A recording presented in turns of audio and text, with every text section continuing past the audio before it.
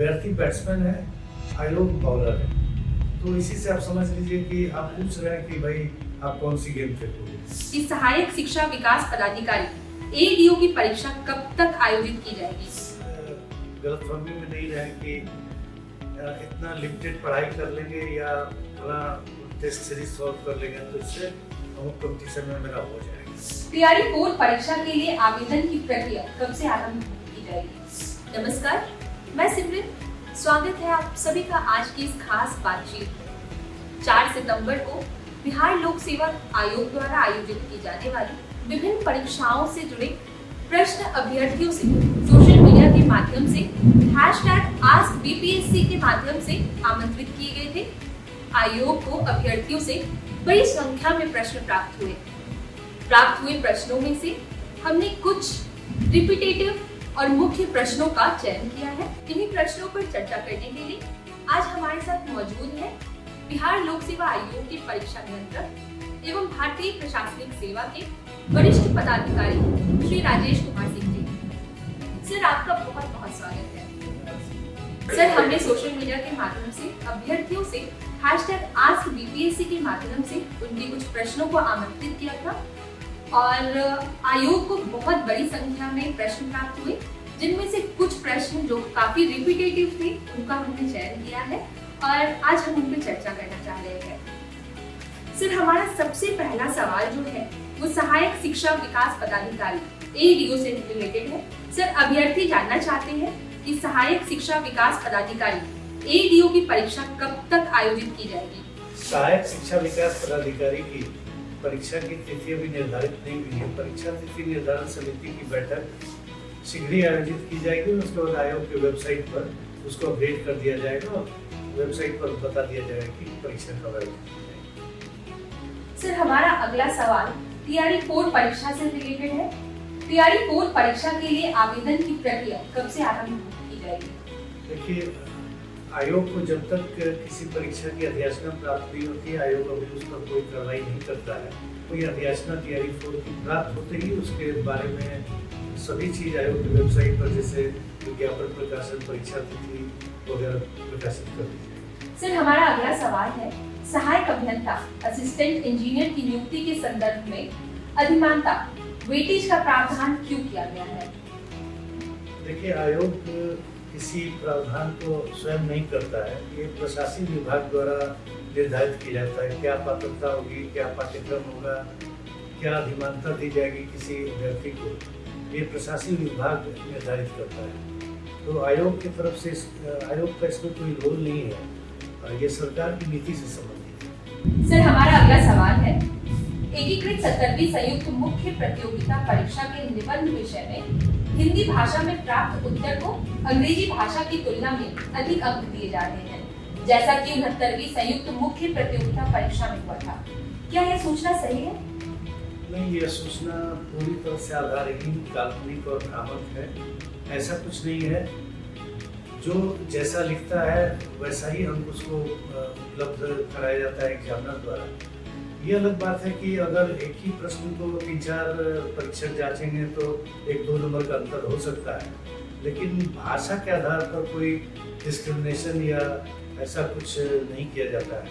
और इस बात का हम लोगों ने ध्यान भी रखा है कि एक प्रश्न को अगर एक से अधिक परीक्षक जांच रहे हैं तो उनके हाईएस्ट और लोएस्ट, अधिकतम और न्यूनतम दिए जाने वाले अंक में ज़्यादा वेरिएशन न हो।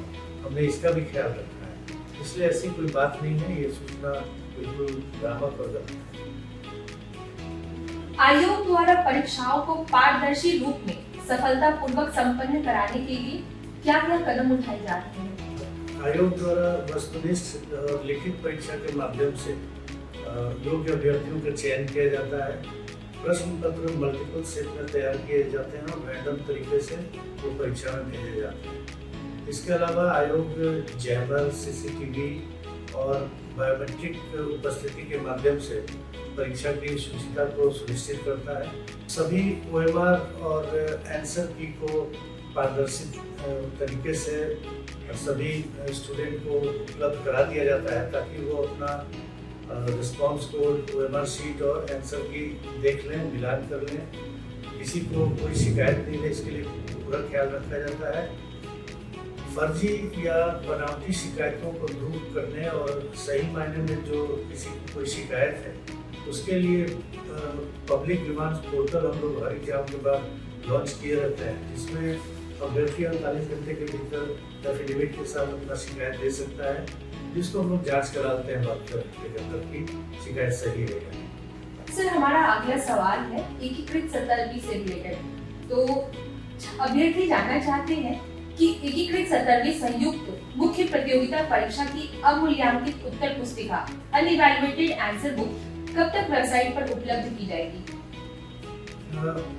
उम्मीद करता हूँ कि नवंबर के दूसरे सप्ताह तक अनइवैल्यूएटेड आंसर बुक जो है वो आयोग के अभ्यर्थी के लॉगिन में डाल दिया जाएगा। सर, बीपीएससी परीक्षा के प्रश्न पत्र को लेकर हमेशा अभ्यर्थियों का एक सवाल रहा है, क्या यह अधिकतर अवधारणा कॉन्सेप्चुअल बेस्ड होता है या तथ्यात्मक फैक्चुअल बेस्ड होता है? देखिए, परीक्षा जो है, अब जैसे 4,70,000 लोगों ने फॉर्म भरा और 3,03,000 लोग अपियर हुए, जबकि हमें 13,000 के लगभग ही अभ्यर्थियों को लेना है। तो जैसा कि मैंने पहले भी कहा है, पीटी परीक्षा जो है, प्रारंभिक परीक्षा, वो केवल एलिमिनेट करने का प्रोसेस है। इसके मार्क्स फाइनल चयन में जुड़ते भी नहीं है। प्रोसेस ऑफ सिलेक्शन जो है मुख्य परीक्षा और साक्षात्कार है, इसीलिए उन दोनों के मार्क्स को जोड़ करके अंतिम रिजल्ट दिया जाता है। तो पहले हम ये आपको बता दें कि हम अपनी स्ट्रैटेजी स्टूडेंट को नहीं बता सकते। स्टूडेंट को सब चीज़ पढ़ना है। मैंने पहले भी कहा है कि अगर गांधी जी सिलेबस में दिया हुआ है तो एक साधारण सा सवाल कि गांधी जी कहाँ पैदा हुए थे वो भी हम पूछ सकते हैं, या थोड़ा कठिन सवाल भी पूछ सकते हैं कि उनका आंदोलन स्वतंत्रता संग्राम में क्या रोल रहा, या उनकी इकोनॉमिक पॉलिसी आज के ज़माने में रेलेवेंट है कि नहीं, अगर है तो कितना है, क्या है, इसकी समीक्षा। हम कुछ भी पूछ सकते हैं, स्टूडेंट को सब पढ़ना है। अगर हम पैटर्न की कंसेप्चुअली पूछेंगे या फैक्चुअल पूछेंगे, ये बता दें, तो फिर कंपटीशन टफ होता है। हमें स्टूडेंट को लेना है वैसे स्टूडेंट को जो सब पढ़ रहे हैं, ज़्यादा से ज़्यादा पढ़ाई कर रहे हैं। सेलेक्टिव पढ़ने वाले स्टूडेंट को नुकसान हो सकता है। तो ये चीज़ हम पहले से नहीं बता सकते। इसको मैं ऐसे समझाना चाहूँगा, स्टेट लेवल हो, डिस्ट्रिक्ट लेवल हो, या गली में भी जो बच्चे क्रिकेट खेलते हैं, बैट्समैन कभी नहीं पूछता है बॉलर से कि आप किस तरह की गेंद फेंकोगे। हम शॉर्ट पिच गेंद भी फेंक सकते हैं, हम फुल टॉस भी दे सकते हैं, हम बाउंसर गेंद भी दे सकते हैं। अगले एग्जाम में हम कोई और भी स्पिन बॉल दे सकते हैं, पेस बॉल दे सकते हैं। तो ये बॉलर की स्ट्रेटजी होती है। अभ्यर्थी बैट्समैन है, आयोग बॉलर है। तो इसी से आप समझ लीजिए कि आप पूछ रहे हैं कि भाई आप कौन सी गेंद फेंकोगे। हमारा कोई पैटर्न नहीं। अगर हम इस बार शॉर्ट पिच दिए तो अगली बार बाउंसर दे देंगे, उसके अगली बार स्पिन दे देंगे, उसके बाद आपको पेस बॉल दे देंगे। आपको प्रैक्टिस करना है सभी गेम पर खेलने का। आपको सब कुछ पढ़ना है, आपको सब तरह की गेम पर खेलने की प्रैक्टिस करनी है। तो इसमें हम बता नहीं सकते हैं कि किस तरह के प्रश्न हम पूछने जा रहे हैं। आपको तैयार रहना है, नहीं तो फिर आप एलिमिनेट हो जाएंगे। सर, परीक्षा केंद्र आवंटन की प्रक्रिया, एग्जाम सेंटर अलॉटमेंट प्रोसेस क्या है? कई बार परीक्षा केंद्र दूर क्यों दिए जाते हैं? अभ्यर्थी जानना चाहते हैं कि क्या अलॉटमेंट प्रोसेस है। कई अभ्यर्थियों का यह कंप्लेन रहा है कि उनका सेंटर काफी दूर दिया जा रहा है। देखिए, परीक्षा केंद्र आवंटन में सबसे पहले हम दिव्यांग अभ्यर्थियों को देखते हैं। जो दिव्यांग, उसमें भी जो प्रदेश के बाहर के दिव्यांग हैं उनको अलग किया जाता है, और प्रदेश के जो दिव्यांग हैं उनको अलग किया जाता है। उनको होम सेंटर दिया जाता है। उसके बाद महिलाओं को हम देखते हैं, महिलाओं को यथासंभव अपने गृह जिले के अगल बगल के जिले को हम लोग देते हैं। और हालांकि 90% 85% हो पाता है। अगर वो जिला भर गया तो हमें आगे के भी जिला को देना होता है। पुरुष अभ्यर्थी के मामले में हम बिल्कुल रैंडम तरीके से सॉफ्टवेयर से आवंटन करते हैं केंद्रों का, जिलों का और परीक्षा केंद्रों का। उसमें बिल्कुल रैंडम तरीके से उसी तरह से सॉफ्टवेयर से आवंटन होता है जिस तरह से चुनाव के समय पेट्रोलिंग स्टेट या जो पोलिंग पार्टी होती है, जो जो बूथ पर जाती है बिल्कुल रैंडम तरीके से उनका बूथ आवंटित होता है, उसी तरह हम भी रैंडम तरीके से आवंटित करते हैं। और ये कोई नई बात नहीं है। उससे क्या मतलब है, प्रतीक के लिए दूरी क्या होती है। मैं जिस एग्जाम में कम्पीट किया था पूरे पटना का सेंटर उठा के जमशेदपुर दे दिया गया था, हम लोगों ने जमशेदपुर जाके परीक्षा दी थी। कोई दूरी से क्या मतलब है। आयोग का पूर्व में यह अनुभव रहा है कि पुरुष अभ्यर्थियों को बगल के जिला देना या महिला अभ्यर्थियों को गिनती जिला देने में विवाद उत्पन्न हो गया और व्यवस्था की समस्या उत्पन्न कभी कभी हो जाती है। ऐसी स्थिति में जो आयोग ने अनुभव के आधार पर जो तरीका निकाला है उसमें यही है कि दिव्यांग अभ्यर्थियों को हम कोशिश करते हैं कि नई जिला दे दें, महिला अभ्यर्थियों को अगल बगल का जिला दे दें और पुरुष अभ्यर्थियों के लिए कोई बिल्कुल रैंडम तरीके से जिला बना। सर, हमारा आज का आखिरी सवाल है। उम्मीदवारों का मानना है कि प्रवेश पत्र एडमिट कार्ड परीक्षा से लगभग 1 माह पूर्व उपलब्ध कराया जाना चाहिए। आयोग इसे जल्दी क्यों नहीं जारी करता है?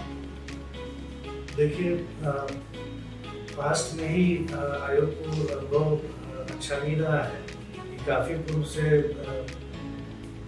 यह बता देना कि किस केंद्र पर किस परीक्षार्थी को जाना है। तो वैसी स्थिति में कई बार अब ये घटनाएं हुई है। हाँ, हम लोग ये प्रयास कर रहे हैं कि 10 से 12 दिन पूर्व परीक्षार्थी को कम से कम जिला बता दें।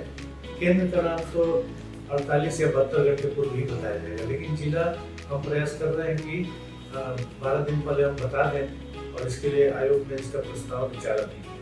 सर, आखिरी में अभ्यर्थियों के लिए कोई संदेश अगर आप दे सके। मैं सभी अभ्यर्थियों को कहना चाहूँगा कि सिलेबस जो किसी परीक्षा का है उसे अच्छे से पढ़ें। सबसे बड़ी बात है कि सेल्फ स्टडी पर ध्यान दें। कोई भी अभ्यर्थी गाइडेंस कहीं से भी ले सकता है, कोई प्रोफेसर हो सकते हैं, कोई कोचिंग संस्थान हो सकता है, कोई सीनियर हो सकता है, लेकिन आपको स्वयं पढ़ना होगा। इस गलतफहमी में नहीं रहे कि इतना लिमिटेड पढ़ाई कर लेंगे या भला टेस्ट सीरीज सॉल्व कर लेंगे तो इससे हम कंपटीशन में मेरा हो जाएगा। ऐसा कुछ नहीं है। आप जितना ज़्यादा पढ़ेंगे उतना ज़्यादा आपकी संभावना बनती जाएगी उस परीक्षा में कम्पीट करने में। और self study is the key, मैं यही संदेश देना चाहूँगा। सर, आपने अपना बहुमूल्य समय निकालकर हमें बहुत महत्वपूर्ण जानकारियाँ दी है। इसके लिए बहुत बहुत धन्यवाद।